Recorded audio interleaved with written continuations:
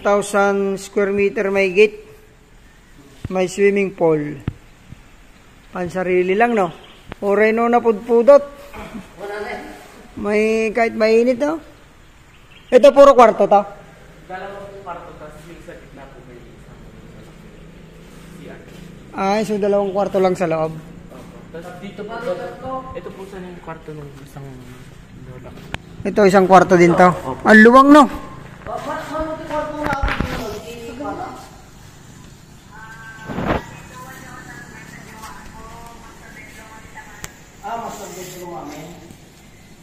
Ngayon, hindi natin mapasok yung kwarto nila pero maluluwang daw.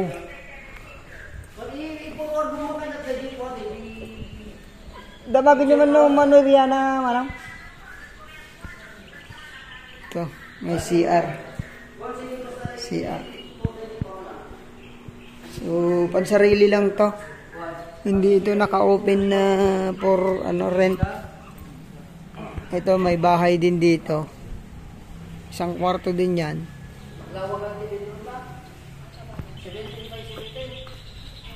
17 by 17? Lahat ng kwarto? Ate nga eh. Ata, kuwati katulong. Ah, katulong. Ang ganda naman ng bahay ng katulong. Caretaker. Papasok pala tong bahay ng caretaker. Maluwang po. May CR na rin. 17 by 17 daw yung isang kwarto nila. So, ayan, hindi pa tapos to.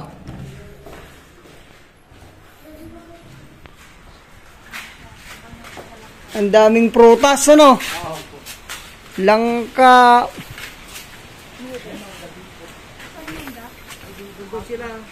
Tignan nga natin muna dito sa likod.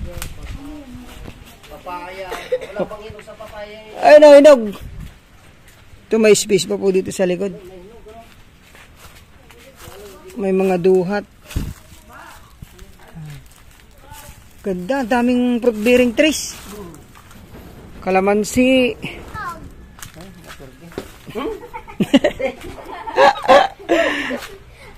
Ito. Nakatito-kati balay sa? Ang haba, no? Suha. Suwa. Dami niya po. Kalamansi. Okay, dami ka suwang balong. Ginawat. Matamis yan. Ano to?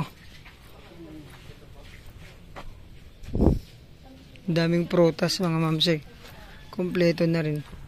Water supply, internet. Pwede nyo pong buksan to na na gawing resort. Ang ganda. Daming prutas, mangga. Ito mga mangga parang yung malalaki ang bunga. Ito yung bahay. Hindi natin mapasok, mga mamsel. Dalawang 17 by 17 daw na maluwang talaga. Tapos yan, nakapadlock siya eh. So papadala na lang tayo ng picture daw, sabi ni ma'am. Kasi wala yung may-ari. Apo lang yung nandito. Ito yung way nila papunta dun sa highway, sa barangay road. So ang luwang, pwedeng gawing parkingan dito kung gagawing resort to. Ay, may mga buko siya. May mga rambutan dito sa side natin. Nakita ko kanina. Rambutan. Mga rambutan lalaki na. Ito yung papuntang papuntang sa swimming pool. Ang lamig dito. Ang dami pa pong kalamansi oh. So ang ganda po. Try nating paliperan kasi para makita natin yung view. Ang ganda. Ay, may bunga na rin tong nila. Lemon.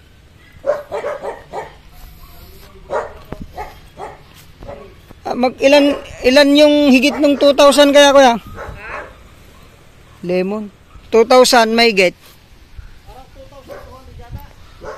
Eh, paki-clear mo lang kuya. Itong daming bunga ng... Wala bang hinog dito? Walang hinog dito sa may Sa may... Ayan, dami pong nyug, mga ma'am sir. Tapos to sa gitna, mga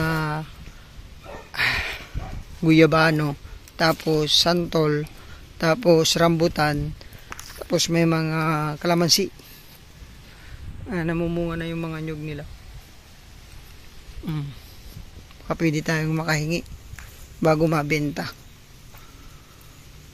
Dito sa harap may tanim na ang lamig dito sa loob. Ayan, dito na tayo sa harap mga ma'am sir. 50 to 60 meters yung kanyang frontage. Hindi tayo pwede dyan. Ganon din sa kabila. Mayroon siyang mga buko. Lumboy. Duhat. Yan, duhat. Apay, hinog na yan? Hinog na yan ate? Talaga? Ayan, dito tayo sa highway.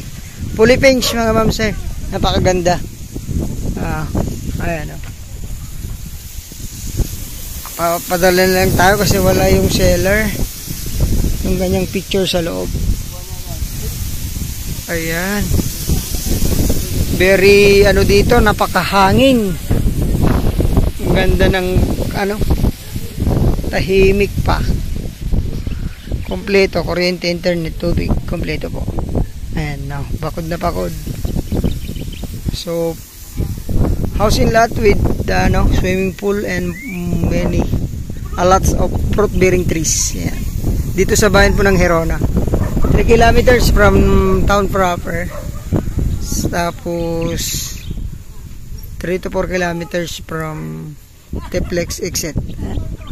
Ayan magandang property. 2,900 square meter. Tanong natin agad yung lagay ko po sa description yung price saka yung sagot nila.